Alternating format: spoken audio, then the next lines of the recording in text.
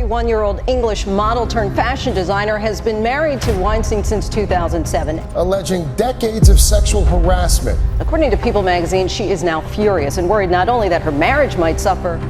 Behind the velvet veil of opulence and extravagance, where diamond-encrusted tiaras and designer gowns dazzle, lies stories of deceit and betrayals. There are also bitter divorces and the tales of a shocking death with mysterious clues that remain unsolved. Her hands bound behind her, her legs were bound, and that she was able to jump over this. The gleaming facade of luxury mansions, private jets, and yachts hides the dark secrets of the billionaire's wives. Their carefully crafted smiles and impeccable makeup perfectly conceal the scars of unspeakable things and unsolved mysteries. But what lies beneath their glamour and glitz, and what secrets are hidden behind the closed doors of their gilded mansions? Join us as we unveil the secrets of the dark world of Billionaire Wives, the turbulent tale of Anna Murdoch. Among the privileged circle of media aristocracy, few can empathize with the complex journey of Anna Murdoch Mann. But her glorious life was marred by her ex-husband's infidelity. Born Anna Torv in 1944, she rose from modest beginnings in Glasgow, where her father toiled as a dry cleaner and merchant seaman.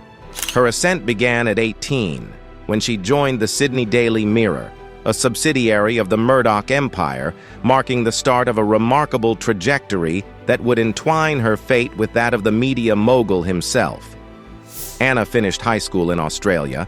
As her father did not have enough money to send her daughter to university, she took a job as a reporter for the Daily Mirror, a Sydney-based afternoon paper. While working at the paper, Anna met its owner, Rupert Murdoch, who had inherited the Adelaide-based tabloid The News from his late dad, Sir Keith Murdoch, in 1952, and who would build the global media empire in the next 70 years. A love story followed, and Anna and Rupert married in 1967. Their first child, Elizabeth, was born in 1968. Soon, Australia became too small for the ambitious newspaper magnate, and in 1969, the family moved to the UK, where Rupert took over the News of the World, followed closely by the Sun. The family would move on to New York City in the mid-1970s, where over the years their empire expanded by acquiring numerous assets, including the 20th Century Fox film studio and the Wall Street Journal. Rupert and Anna, who was also a board member of News Corp and actively involved in the business, divorced in 1999. 2 years after Rupert had met a Chinese TV executive 37 years his junior, who was working for Murdoch-owned Star TV in Hong Kong. Anna had to resign from the media empire's board as well. One of the most expensive divorces in the world reportedly left Anna Murdoch with $1.7 billion in assets, including $110 million in cash. 3 years after her divorce from Rupert, Anna Murdoch Mann broke her silence. Yes, Anna's bitter.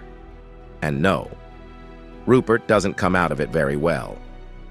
In a long-awaited confession carried in the Australian Women's Weekly, Anna Murdoch Mann washed some of the family's dirty linen in public, courtesy of a rival publisher.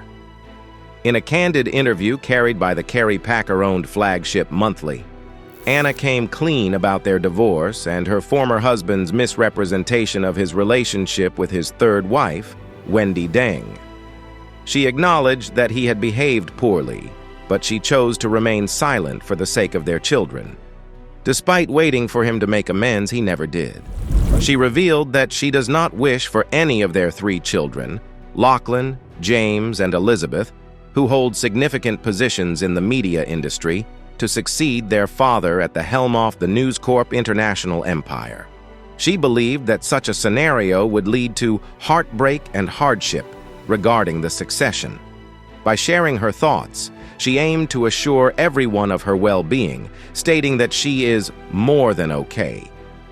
She described her state of shock at the divorce, her wish not to appear as a victim, and her feeling of coming out of a deep mental illness. She also detailed the way that, despite reports of an amicable separation, she was unceremoniously dumped as a non-executive director of News Corp. She realized that the Rupert Murdoch she loved was no longer the same person, and perhaps her lingering feelings were rooted in the idea of love rather than the reality. The man she fell in love with would never have behaved in such a manner, she thought. She refuted the claim perpetuated by Murdoch that his relationship with Wendy Deng had begun after their separation in 1988. Instead, she attributed the demise of their marriage to his affair with Deng, which she viewed as a familiar and unoriginal tale. She expressed her belief that they had a happy and fulfilling marriage, but her husband's determination to pursue the relationship ultimately led to its downfall. While hesitant to delve into personal details, she described Murdoch's behavior as extremely hard, ruthless, and resolute, with no regard for her desires or efforts to salvage their marriage. Anna also alleged that she was involuntarily removed from the board of News Corp, stating that she was not given a choice in the matter, but was instead informed of the decision. She felt that her presence on the board had become unnecessary and embarrassing, especially since her son Lachlan was also a board member. As a result, she chose to resign and maintain her dignity. On the same day, she had lunch with William Mann, a widower she would later marry within a year. She had anticipated a difficult day and sought a pleasant distraction. The encounter was respectful and marked the opening of a new chapter in her life. When asked about her experiences in the UK during the 1970s, she recalled the challenges her husband faced in his business endeavors, including social ostracism and the tragic kidnapping and murder of Muriel McKay, a case of mistaken identity. Though it seemed like a distant memory, she acknowledged the experience had a profound impact on her perspective on England. The woman behind the scandal, the rise and fall of Ruth Madoff. Ruth Madoff, a name forever linked to the most infamous financial fraud in history, was born in Queens, New York, to Saul and Sarah Alpern. She grew up in a practicing Jewish family in the middle-class neighborhood of Laurelton, Queens, with her sister Joan Roman. After graduating from Far Rockaway High School, she went on to earn a degree in psychology from Queens College in 1961. Ruth played a pivotal role in her husband's company, serving as his bookkeeper and overseeing the financial records.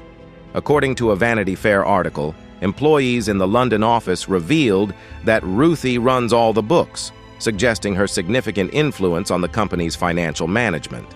She also held a directorship position at Bernard L. Madoff Investment Securities, further solidifying her involvement in the firm's operations.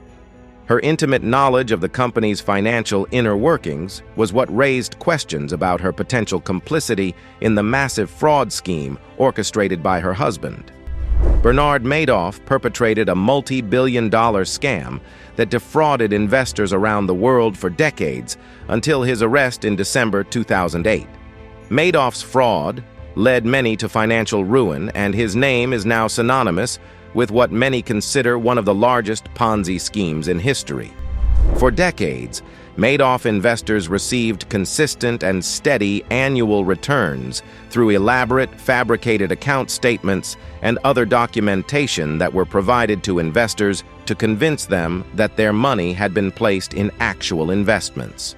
In 2008, as the global economy began to decline, large numbers of Madoff investors needed money and began asking to cash in their investments.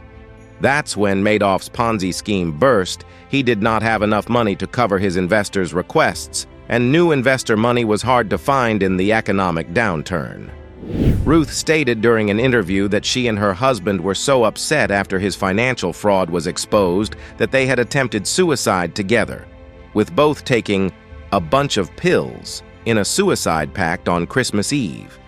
However, they woke up the following day, but their son, Mark, wasn't as lucky. Mark hanged himself in his New York apartment on the second anniversary of his father's arrest, buckling under the intense scrutiny and shame that Rupert's crimes had placed him under. When Ruth Madoff's husband was sentenced in 2009, victim Marcia Fitzmaurice stated in a court statement that Ruth had been vilified and shunned by her friends in the community. With suspicious glances coming from every glare, Ruth attempted to maintain a low profile, going so far as to dye her hair red in an effort to avoid recognition in public. Following her husband's incarceration, most of the Madoff family assets were seized by the government, including the couple's Upper East Side penthouse in New York City.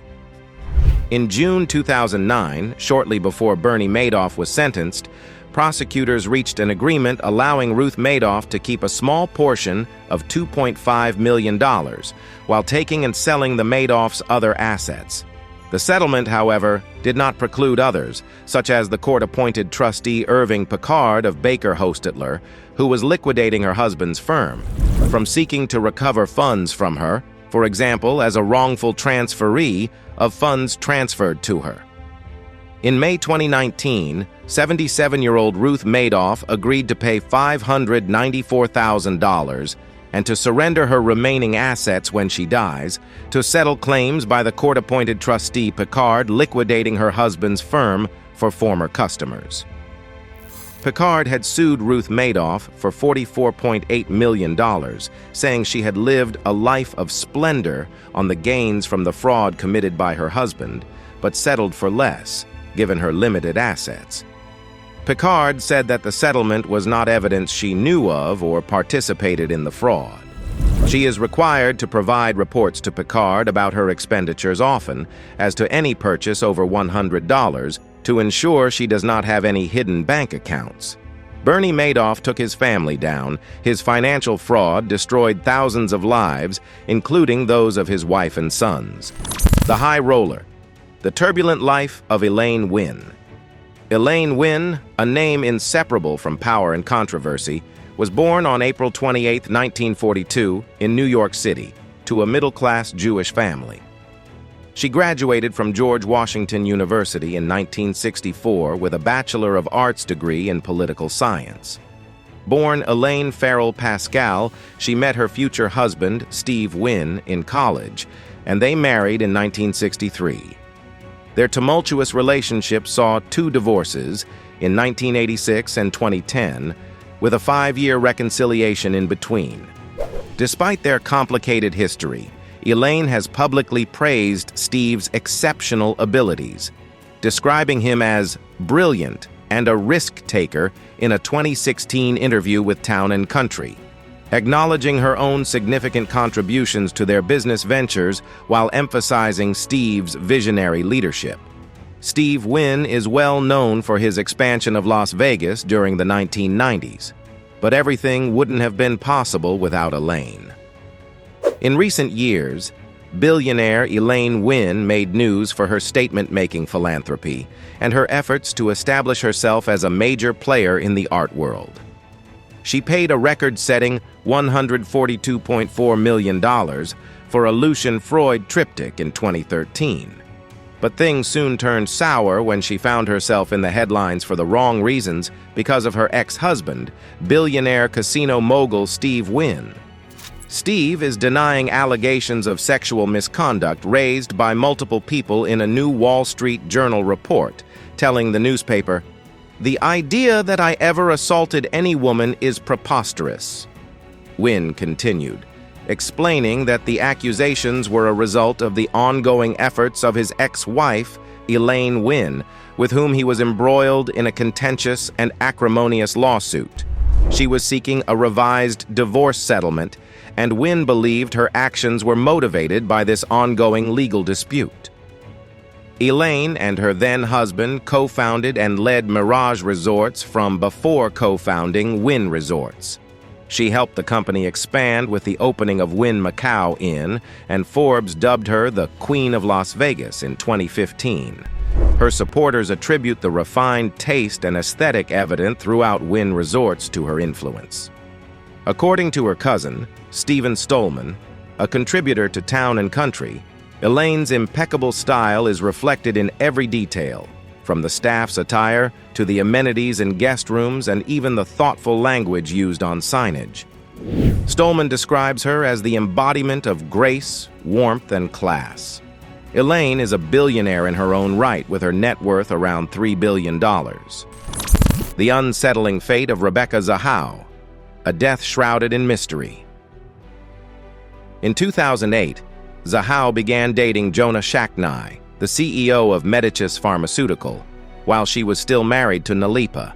Chapman's position at Medicis made him the 9th highest at Medicis CEO in Arizona, earning $6.4 million in 2010. He had 2 previous marriages. His first marriage to Kimberly James resulted in a divorce and a 3-year custody fight over the couple's 2 children. Rebecca Zahau had been babysitting Max on July 11, 2011, when he somehow went over a second-floor railing and fell to the floor below. According to authorities, Zahau, who said she was in the bathroom when Max fell, was consumed with remorse over what had happened to the boy. Georgina Chapman was at the hospital with Max 2 days later when his brother told him over the phone that Zahau had killed herself. After Rebecca Zahau's mysterious death, in which she was found naked and bound at a multi-million-dollar historic mansion in Coronado, California, San Diego, authorities ruled her death as a suicide. But her mother, Pari Zahau, and sister, Mary Zahau Lunar, believe she was murdered. A wrongful death lawsuit was filed and names Adam Chapman, the brother of Rebecca Zahau's then-boyfriend, Georgina Chapman, as the one responsible for her death. On July 13, 2011, police responded to a call from Spreckles Mansion in Coronado, where the body of Rebecca Zahau was found naked with her feet bound, hands tied behind her back, and a shirt stuffed in her mouth. Adam Chapman told police that he'd found her with a rope around her neck, hanging from a balcony at the mansion, and that he'd cut her down. At the time, Rebecca Zahau was dating his brother Georgina Chapman, a pharmaceutical tycoon who owned the mansion. Only she and Adam Chapman were staying at the mansion the night she died. The crime scene left both families in shock, and the San Diego Sheriff's Department puzzled. One end of the rope Rebecca Zahau was hanging from was tied to her bed, while the other led to the balcony where police found her toe and heel prints, along with a male boot print. Detectives also found a book on a shelf in Zahau's room, titled Buckland's Complete Book of Witchcraft, which showed drawings of a rite, a naked woman with her hands tied behind her back. A cryptic message, "She saved him, can you save her?" was scrawled in black paint in block lettering on the door of Zahau's room. 3 days later, Georgina Chapman's 6-year-old son Max died in a hospital after sustaining injuries in a fall at the mansion. 7 weeks after the 2 deaths, Sheriff Bill Gore of San Diego County held a news conference stating that Max's death was accidental. When it came to Zahau's death, investigators ruled it a suicide and said witchcraft had nothing to do with it. They say the autopsy and DNA and fingerprint analyses showed no signs that Rebecca had been attacked.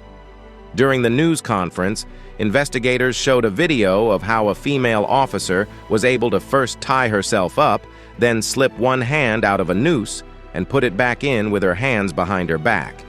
They concluded that Zahau did the exact same thing. Investigators said the boot print found was accidentally left behind by a police officer on the scene, and that only Zahau's footprints were found on the balcony, confirming their suicide conclusion. Georgina Chapman, A Life of Glamour and Darkness. Born on April 14, 1976 in London, Georgina Rose Chapman is synonymous to red carpets and fashion. But her shine was nearly snapped out of the spotlights by her husband's sexual depravity. Georgina is the daughter of a multi-millionaire entrepreneur, Brian Chapman, and a journalist, Caroline Wanfer. Georgina was raised in Richmond, situated in the west of London.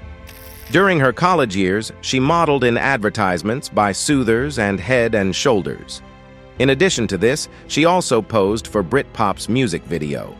At the Chelsea College of Art and Design, Georgina met Karen Craig, her future professional partner. In 2001, Georgina Chapman attained her graduation degree from Wimbledon School of Art and henceforth expedited on her costume design career. Alongside this, she appeared in several films and television shows.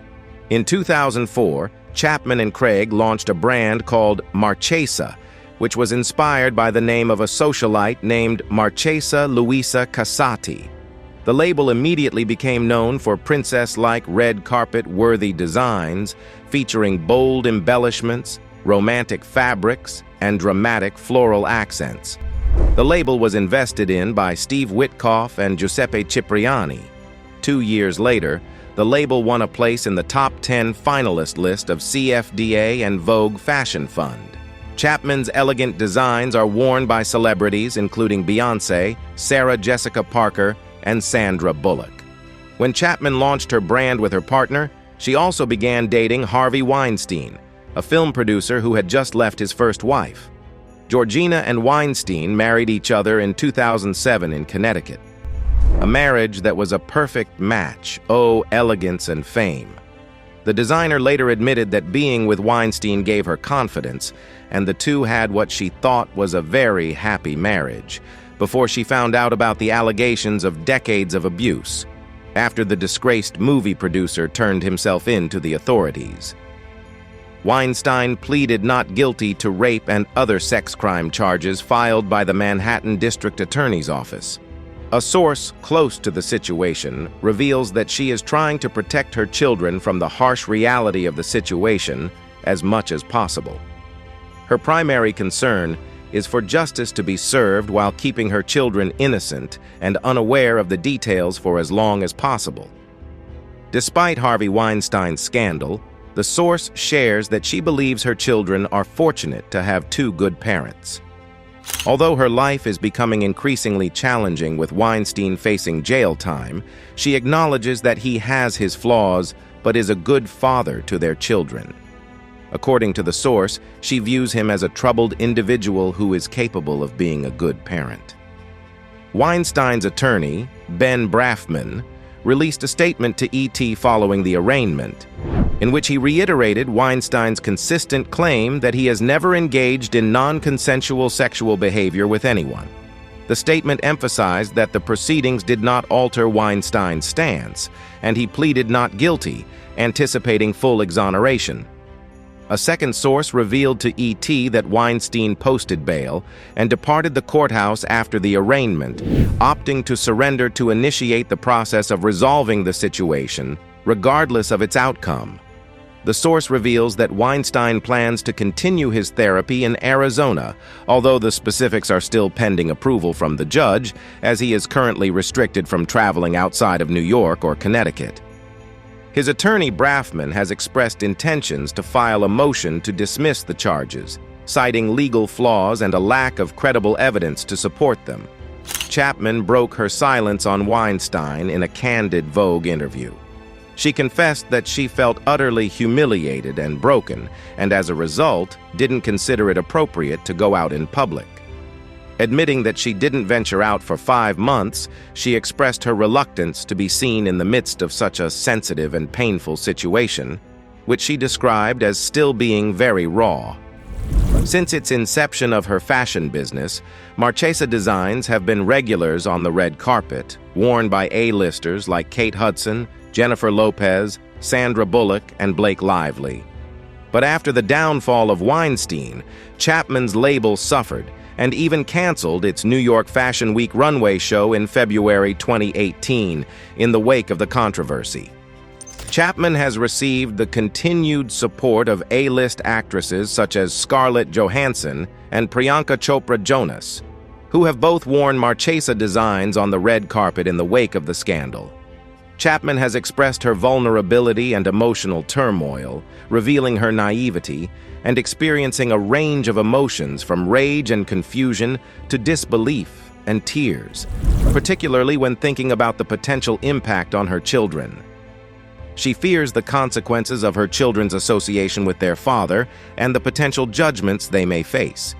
The Vogue article also highlighted Chapman's close bond with Huma Abedin, who has gone through a similar experience with her ex-husband, Anthony Weiner's scandal.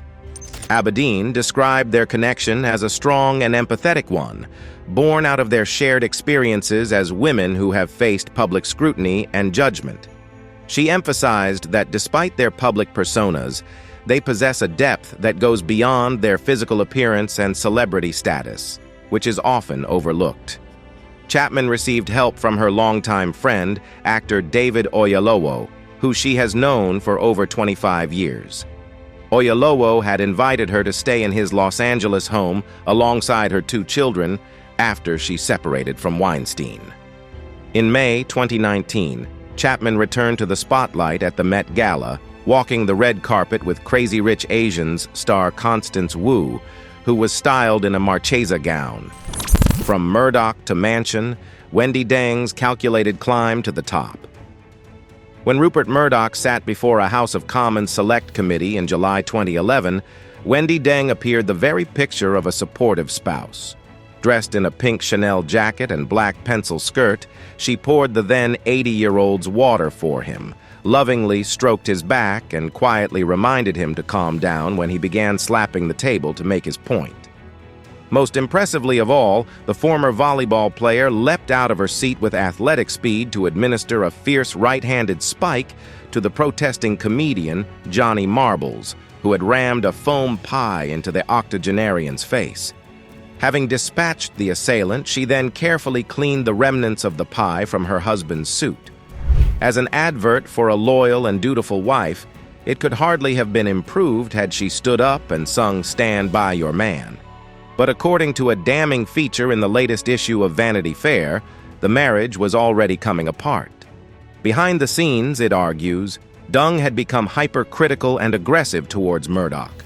As one friend is quoted as saying, she would insult him, insult staff, scream, bark orders.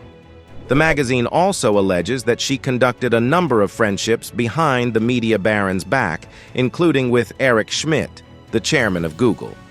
And it suggests that Deng became infatuated with Tony Blair, who visited her several times and in several locations in America and London when Murdoch was not present. The rumor of an affair between Blair and Deng surfaced, following Murdoch's divorce from Deng. It was instantly dismissed by Blair, who is godfather to Deng's and Murdoch's daughter, Grace, but Murdoch also let it be known that he would have no further dealings with the former prime minister. What adds a certain verisimilitude to the latest claim of a crush on Blair is the publication of a note, apparently written by Deng, in which she rhapsodizes about Blair like a gushing schoolgirl. She also said that she loves his power on stage, as though he were a rock star and she a starstruck groupie. 2 major questions arise from this note. The first, obviously, is whether that "but" is a misspelled preposition at the beginning of an uncompleted sentence or a reference to this nation's one-time leader's backside. The second is, where did it come from, and who leaked it to Vanity Fair? The answers may never be known, but it seems clear that the source of the note is no friend of Deng.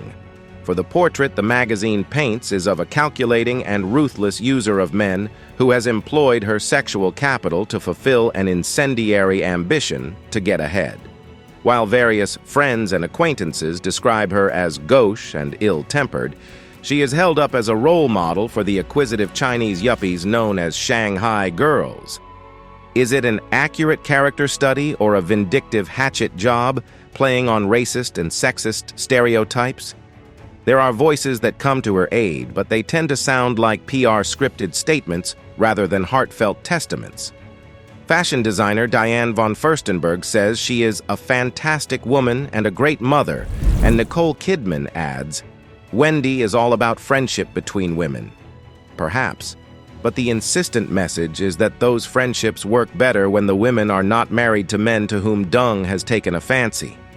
Wendy Deng was born Deng Wen-gay, which means cultural revolution, and grew up in the Chinese industrial city of Suzhou.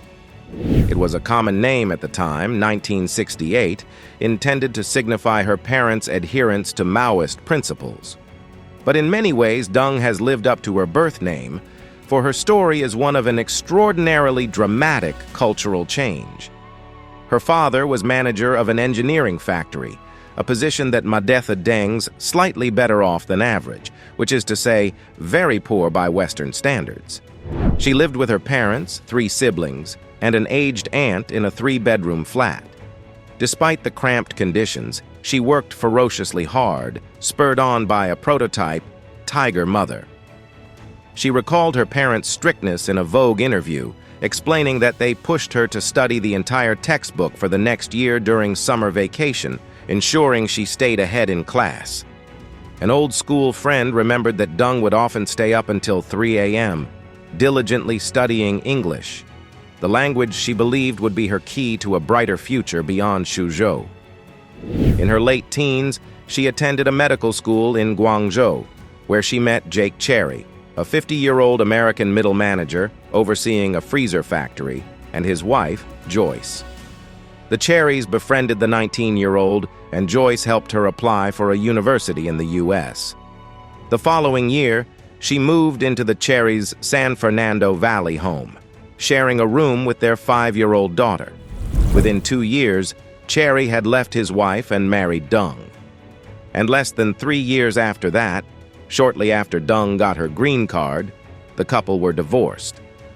In reality, just a few months after marrying Cherry, Deng had taken up with another man, this time one in his mid-20s, whom she would soon leave deeply wounded. This section of Deng's biography was said to be unknown to Murdoch when he embarked on his third marriage in 1999, although it's hard to believe that a man of his means didn't bother running a background check. In any case, the details were shared with the world the following year when the story appeared in the Wall Street Journal. Despite his best effort, Murdoch was unable to prevent publication, which may be one of the reasons he bought the newspaper 7 years later. Deng had moved from California to take an MBA at Yale School of Management, from where she landed an internship at Star TV, the Hong Kong station then owned by Murdoch's News Corp. It was here in 1997 that Deng first met Murdoch, who had flown in to address the staff. Legend has it that during a sycophantic Q&A session, the young Deng broke ranks and put a critical question to one of the most successful businessmen in the world. Why is your business strategy in China so bad? It wasn't long before Murdoch had left Anna, his wife of over 30 years, for Deng. Deng revealed in a Chinese TV interview that she initially turned down Murdoch's romantic advances, citing concerns about losing her job and everything if the relationship didn't work out. According to Deng, Murdoch reassured her, promising that he would marry her, alleviating her fears about the potential consequences. In the space of a decade, Deng had gone from impoverished obscurity to being the wife of a world-renowned multi-billionaire. A minutely small number of people would have the confidence to attempt that transition, and an even smaller number could then flourish in the company of the super-rich and globally famous. But Deng did. The couple moved into a $44 million apartment in Fifth Avenue, said to be the most expensive in New York, and she set about entertaining a crowd that included people such as David Geffen, Bono, and Fox co-founder Barry Diller, restyling Murdoch in more casual clothes and dyed hair, and encouraging him to spend his money more freely. She also advised Murdoch on business in China, had 2 children, ran several households, networked furiously, and got involved in the worlds of fashion, film, and art. A friend who went on holiday with the Murdochs said that Deng had become obsessed with social status and spending and a billionaire's lifestyle. In other words, she was acting like someone who was openly interested in wealth and social position. But this is hardly a revelation. Murdoch had been married to a woman, Anna, who liked to keep a low profile, and he left her. What, to paraphrase the classic Mrs. Merton question, did he think attracted the beautiful young Deng to an aging billionaire? Although there are several fresh details in the Vanity Fair feature, it's a very old story and one immortalized in the 19th century novel with which the magazine shares its name. If Deng is a 21st century Becky Sharp, we should recall that for all her cynicism, Thackeray's heroine also possessed an indomitable spirit. She may no longer be standing by her man, but Wendy Deng will certainly survive. Thanks for watching. See you in our next video.